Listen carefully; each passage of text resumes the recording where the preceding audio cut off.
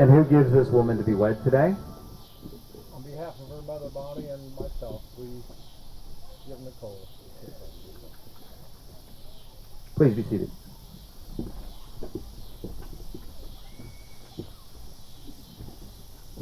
Ladies and gentlemen, we are gathered here today, this evening, to celebrate with Nicole and Freddie. Tonight, we take ourselves out of our usual routines for a Saturday night so we can celebrate in the union of marriage of these two right up here. Now, I've been blessed to count Freddie as a friend for many, many years, and I can tell you that the way he talks about Nicole and about marrying her, there's only one place that comes from, and that's deep in the heart. And although I haven't known Nicole quite as long as I've known Freddie, it's very apparent. If you see them together, she has that radiant smile on her every single time she looks at him.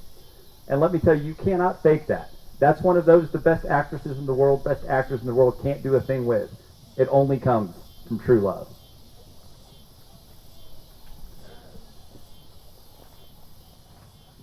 So as these two forge ahead in their new life together, I pray that they keep all of those things that brought them together and that will continue to bring them together and treasure those things forever.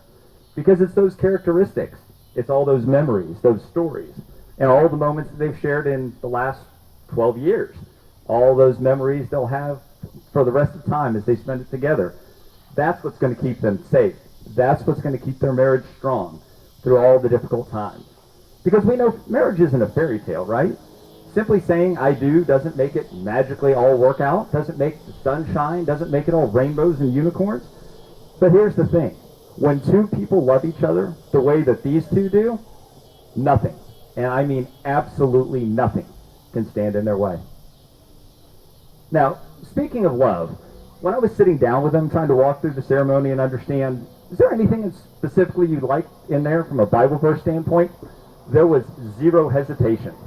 Nicole looked and pointed to a portrait on the wall of 1 Corinthians 13, chapter 13, verses 4 through 8. Let me read it for you. I think you'll understand why. Love is patient. Love is kind. It does not envy. It does not boast. It is not proud. It does not dishonor others. It's not self-seeking. It's not easily angered. It keeps no record of wrongs. Love does not delight in evil, but rejoices with the truth. It always protects, always trusts, always hopes, always perseveres. Love never fails.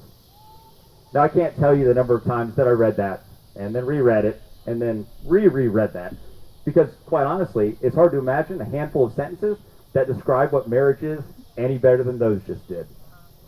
Love, after all, is the underlying tenet of marriage, the cornerstone on which everything is built on. Without love, nothing can withstand. But with love, everything can withstand. You know, as I look around here at everyone out there, I look at the wedding party, and I look at Freddie and Nicole, who are probably wondering when exactly I'm going to get around to asking them to say I do. I'm reminded of something that's incredibly important about marriage, something I think we all want to keep in mind. Some couples choose to get married in a church or a synagogue or some other religious location, surrounded by even thousands of people. And some choose just to get married in a courthouse with a justice of the peace. And others choose a beautiful location, like this one, surrounded by just their close friends and family. Now, some marriages, or some wedding ceremonies rather, are elaborate productions that rival a Broadway show. Everyone seen those? Yep. And some are just a simple couple of sentences, sharing vows and sharing rings. Most of them are something in between. Now, couples can get married in as few as a short sentence, couple sentences, or a 5-minute ceremony. Or, like this one, a couple of hours out here. Yeah, I'm just kidding. But here's the thing. When all is said and done, the important thing about marriage isn't the time that it takes, and it isn't the location that matters. Marriage, the whole reason we're here celebrating this evening, is about these two, Nicole and Freddie. That's it. These two who have pledged their lives to each other, these two who are declaring an unending love to one another for the rest of their time here on earth. It's the union of these two and their love that we're here today to celebrate. Now, although the underlying tenet of marriage is the same, love, every marriage is still as different as the two people who've chosen to join themselves together.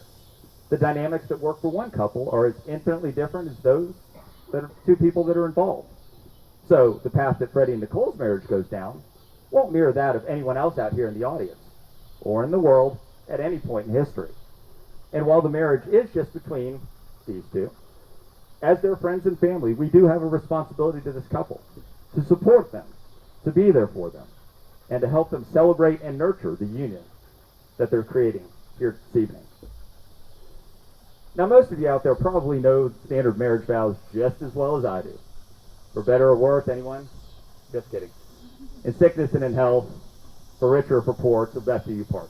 Sounds familiar, doesn't it? Well, those are tried and true vows that have been spoken throughout the ages and have been part of millions of marriages throughout time. They embody exactly what marriage is, the lifelong commitment between two people to love each other, no matter what. But those aren't the only way that a couple can express their love to each other. There's nothing that says that Nicole and Freddie have to repeat those specific words in order to be married. And indeed, these two have chosen to write and recite their own vows to show each other just how much they mean to them. Now,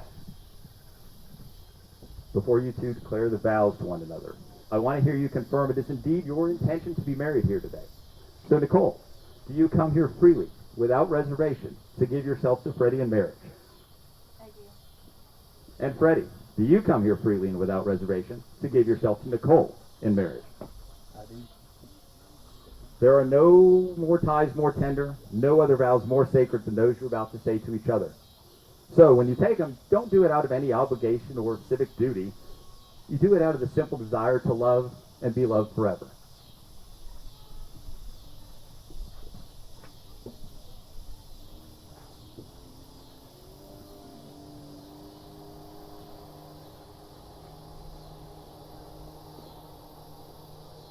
My sweet Nicole, I remember the first time I met you at Longview. When I first laid eyes on you, it took my breath away. And you captivated me with your eyes, your touch when we shook hands, and your beautiful smile. I knew then you were someone I was going to have to get to know. We became friends, and then later on, while interning at Disney, I knew I wanted more. And laying on Cocoa Beach 12 years ago, today, I had never felt so nervous to make a move for the first kiss. Remember the Big Dipper?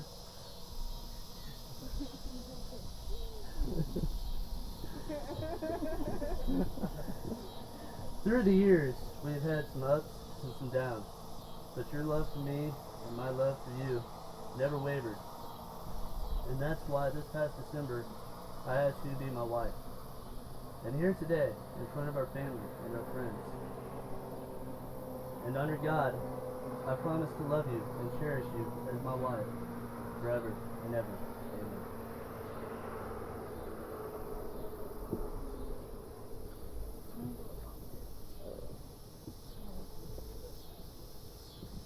Okay. 13 years ago, I met a guy named Freddie Puckett. I don't believe in love at first sight, but a spark lit inside me that I've never felt before. A year later, on August 29, 2003, we witnessed the Big Dipper together on Cocoa Beach.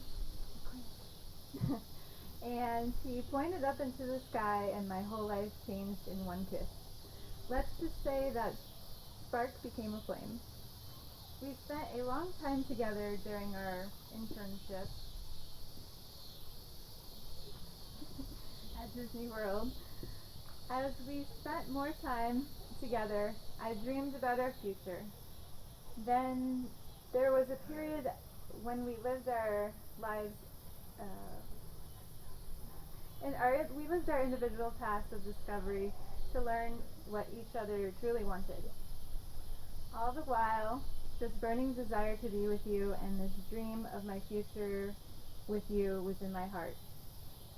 Then our roads intertwined once again, and the best part is that we got to fall in love all over again. I can't wait to share our lives together forever. I vow to love you, take care of you, encourage you, trust you, respect you. I will also comfort you when the Royals lose, and we'll celebrate together when they win. As a family, we will create a home of love, learning, and compassion. I promise to work with you and cherish our relationship and build our life together for the better, forever, till death do us part.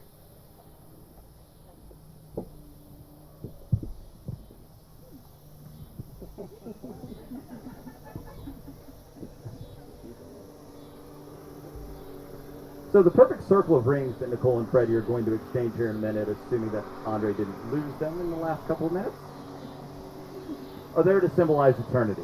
It's often said that rings have no beginning and no end, and that makes them the perfect companion to the commitment to love each other forever.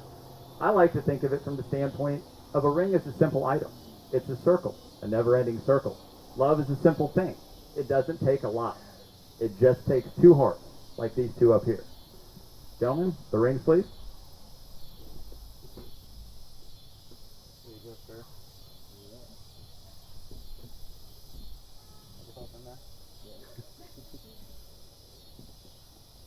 Freddie, if you would please, put the ring on Nicole's hand and repeat after me. Nicole, I give you this ring to wear as a symbol of my abiding love, Nicole, I give you this ring as a symbol of my abiding love, my eternal faith, my eternal faith, and my undying devotion. and my dying devotion. Nicole, please put the ring on Freddie's hand and repeat after me.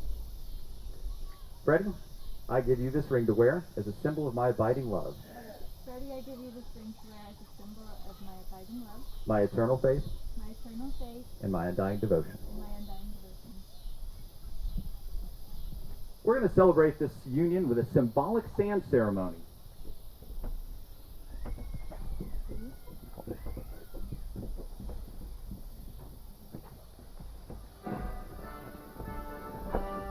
So Freddie and Nicole, today you are making a lasting commitment to share the rest of your lives with each other.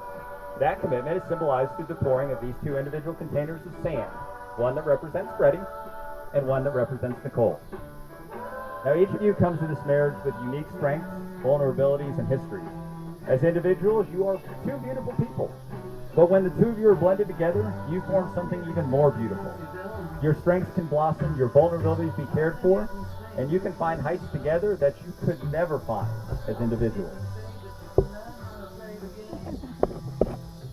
As the two containers of sand were poured into the vase, the separate colors of the sand now blended into a new color.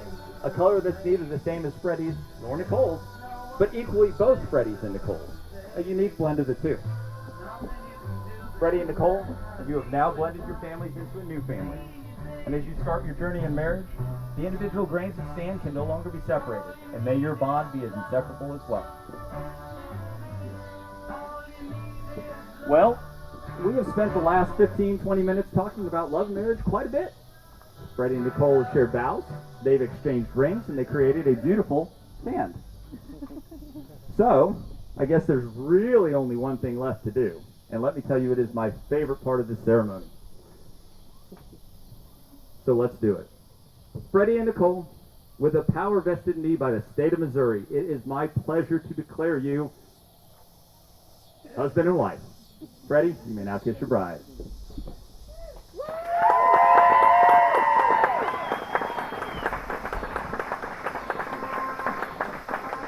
Ladies and gentlemen, it is now my extreme pleasure to introduce to you Mr. and Mrs. Freddie Puckett.